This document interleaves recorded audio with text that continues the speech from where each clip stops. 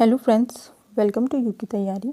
आज के सेशन में हम डिस्कस करेंगे संविधान की प्रस्तावना को। ठीक है, इससे पहले हमने देखा था कि जो संविधान बनाने के लिए जो एक प्रोसेस थी वो कैसे कैसे हुई थी। ठीक है, इससे पिछली वाली वीडियो में हमने संविधान की संरचना को समझा था। ठीक है, अब बात करेंगे संविधान की प्रस्तावना की। तो देखिए, संविधान की प्रस्तावना से कुछ इंपॉर्टेंट क्वेश्चंस आते हैं एग्जाम में, तो उन क्वेश्चंस को हम डिस्कस करेंगे। ये वन लाइनर क्वेश्चंस होंगे। ठीक है, तो चलिए हम स्टार्ट करते हैं इसमें। तो पहला इसमें क्वेश्चन है, भारतीय संविधान के किस भाग को संविधान की कुंजी की संज्ञा दी गई है। ठीक है, कौन से भाग को, जो भारतीय संविधान के कौन सा ऐसा भाग है जिसको कि संविधान की कुंजी कहा गया है। ये क्वेश्चन पूछे जाते हैं कई बार। ठीक है, इनको नोट जरूर करते रहिएगा आप। तो देखिए, इसका आंसर क्या होगा, प्रस्तावना को। ठीक है, अभी हम पढ़ किसके बारे में रहे हैं, संविधान की प्रस्तावना के बारे में पढ़ रहे हैं, और संविधान की कुंजी की संज्ञा भी प्रस्तावना को दी गई है। अब इसमें नेक्स्ट क्वेश्चन है, भारत के संविधान की प्रस्तावना किन शब्दों से शुरू होती है। तो भारत की एक जो प्रस्तावना है, ठीक है, तो पूरा एक पैसेज है जिसमें सबसे पहला जो शब्द है वह क्या है। तो उसमें पहला शब्द जो है वो है हम भारत के लोग। ठीक है, हम भारत के लोग, ये सबसे जो शुरू के शब्द हैं। जब स्टार्ट होता है संविधान की प्रस्तावना तो ये शब्द आगे से हैं। ठीक है, फिर इसमें आगे है, संविधान निर्माताओं ने सबसे अधिक ध्यान किस पर दिया है। तो जब संविधान बन रहा था, जब संविधान बनाया जा रहा था, तो उस समय सबसे अधिक ध्यान जो दिया जा रहा था वो प्रस्तावना पर दिया जा रहा था। ठीक है, विशेष रूप से प्रस्तावना पर अलग से कार्य किया जा रहा था। ठीक है, फिर इसमें नेक्स्ट है, भारत के संविधान की प्रस्तावना में प्रथम संशोधन कब हुआ था। ठीक है, तो जब भारत का संविधान की जो प्रस्तावना थी तो उसमें पहला जो संशोधन हुआ था वो हुआ था 1976 में। ठीक है, 1976 में। तो ये प्रथम संशोधन अगर पूछा जाता है तो 1976 में हुआ था, जो भारत का प्रस्तावना का संशोधन था। फिर है, संविधान की प्रस्तावना के अनुसार भारत किस प्रकार का राष्ट्र है। ठीक है, तो यह एक धर्मनिरपेक्ष राष्ट्र है। जो भारत है वह धर्मनिरपेक्ष राष्ट्र है, जो कि संविधान की प्रस्तावना के अनुसार है। ठीक है, क्योंकि उसमें दिया है जो प्रस्तावना है संविधान की, तो वह क्या है कि जो हम भारत के लोग भारत को एक संपूर्ण प्रभुता संपन्न समाजवादी धर्मनिरपेक्ष लोकतांत्रिक गणराज्य बनाने के लिए तथा उसके समस्त नागरिकों को सामाजिक और आर्थिक और राजनीतिक न्याय, विचार, अभिव्यक्ति, विश्वास, धर्म और उपासना की स्वतंत्रता, प्रतिष्ठा और अवसर की समता प्राप्त कराने के लिए तथा उन सब में व्यक्ति की गरिमा और राष्ट्र की एकता और अखंडता सुनिश्चित करने वाले बंधुता बढ़ाने के लिए दृढ़ संकल्प होकर अपनी इस संविधान सभा में आज तारीख 26 नवंबर 1949 ईस्वी को एतद्वारा इस संविधान को अंगीकृत, अधिनियमित और आत्माप्रित करते हैं। ठीक है, तो ये संविधान की जो प्रस्तावना है इसमें जो एक शब्द आया है धर्मनिरपेक्ष। ठीक है, तो ये राष्ट्र जो बनाया गया था, संविधान भारत का संविधान जब बनाया गया था तो भारत जो राष्ट्र बना था वो उसके बाद धर्मनिरपेक्ष राष्ट्र बना था। ठीक है, कि सभी धर्मों को समानता प्रदान की जाएगी। ठीक है, तो इसको धर्मनिरपेक्ष राष्ट्र कहा जाता है। फिर है, भारत एक धर्मनिरपेक्ष राष्ट्र है, इसका क्या अर्थ है।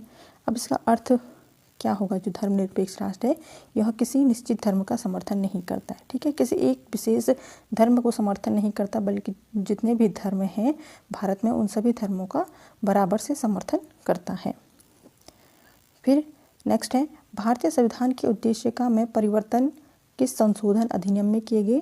ठीक है, तो ये जो उद्देशिका है जिसको प्रस्तावना भी कहा जाता है, तो ये जो उद्देशिका है इसमें जो परिवर्तन है वो कौन से संशोधन के अंतर्गत किया गया था। तो ये 42वें जो संशोधन हुआ था तो इसके अंतर्गत परिवर्तन किया गया था। ठीक है, इसमें एक शब्द जोड़ दिया गया था। अब देखते हैं इसमें नेक्स्ट क्वेश्चन क्या है, 42वें संशोधन 1976 द्वारा प्रस्तावना में कौन से शब्द जोड़े गए थे। ठीक है, तो अभी बात कर रहे थे कि 42वें संशोधन में एक कुछ जोड़ा गया था इसमें, तो क्या जोड़ा गया था, तो ये जो शब्द थे वो ये थे कि समाजवादी, धर्मनिरपेक्ष व अखंडता जोड़े गए थे। ठीक है, जब ये संविधान बना था तो उस समय तो ये शब्द नहीं थे इसमें, लेकिन जब 42वां संविधान संशोधन हुआ था पहला 1976 में, तब समाजवादी, धर्मनिरपेक्ष व अखंडता शब्द इसमें जोड़े गए थे। ठीक है, संविधान की प्रस्तावना में। फिर अब भारत एक गणतंत्र है, इसका क्या अर्थ है। गणतंत्र होने का क्या अर्थ होता है कि भारत में वंशानुगत शासक नहीं होगा। ठीक है, जैसे राजा महाराजा होते थे कि राजा के पुत्र को ही उसके बाद शासक बना दिया जाता था, उसको राजगद्दी दी जाती थी, और जो पूरे अपने देश पर, राज्य पर शासन करता था। ठीक है, तो अब जब भारत स्वतंत्र हो चुका था, गणतंत्र हो चुका था, तो गणतंत्र का अर्थ क्या होगा कि भारत में वंशानुगत शासक नहीं होगा, बल्कि जो भारत ये क्या होगा, एक लोकतांत्रिक प्रदेश मतलब देश होगा। ठीक है, लोकतांत्रिक देश होगा। ठीक है, फिर नेक्स्ट है इसमें भारतीय संविधान की प्रस्तावना के अनुसार भारत के शासन की शक्ति किसके पास है। ठीक है, तो संविधान की प्रस्तावना में बताया गया है कि भारत के शासन की शक्ति किसके पास है, तो वह है जनता के पास। ठीक है, जनता चुनेगी अपने शासक को, ऐसे नहीं कि राजाओं महाराजाओं की तरह नहीं कि राजा का पुत्र ही शासन करेगा देश में और उसके बाद उसका पुत्र शासन करेगा, यानी कि पीढ़ी दर पीढ़ी जो है वो शासन चलता रहता था पहले, लेकिन अब ऐसा नहीं होगा। जब भारत गणतंत्र हो चुका है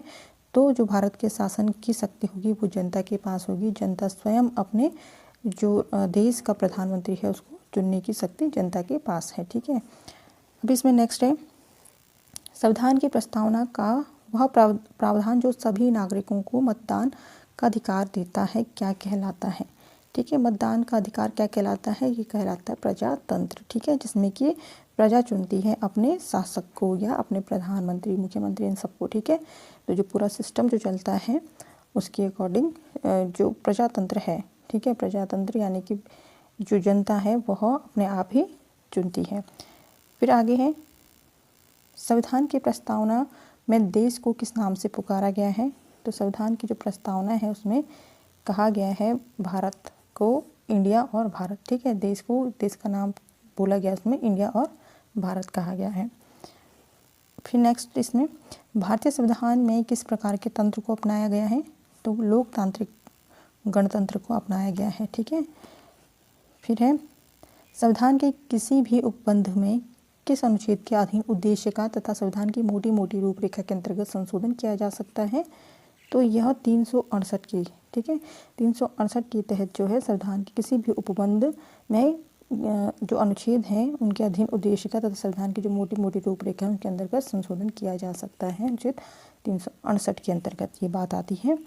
फिर है प्रस्तावना में अब तक कितने संशोधन हुए हैं, तो प्रस्तावना में सिर्फ प्रस्तावना की बात हो रही है यहाँ पे, तो वहाँ पर 11,976 में जो है संशोधन हुए हैं। ठीक है, फिर है इसमें विश्व का जो सबसे बड़ा संविधान है वो किस देश का है, तो ये भी भारत का है। ठीक है, पूरे वर्ल्ड में सबसे बड़ा जो संविधान है वो किसका है, भारत का है। ठीक है, तो फ्रेंड्स ये थे संविधान की प्रस्तावना से रिलेटेड कुछ इंपॉर्टेंट क्वेश्चंस। जानकारी पसंद आई हो तो प्लीज़ लाइक शेयर सब्सक्राइब कर दीजिए वीडियो को। नई नोटिफिकेशन पाने के लिए बेल आइकन प्रेस करके ऑल पे क्लिक कर दीजिए। मिलते हैं नई जानकारी के साथ नेक्स्ट वीडियो में, तब तक के लिए धन्यवाद।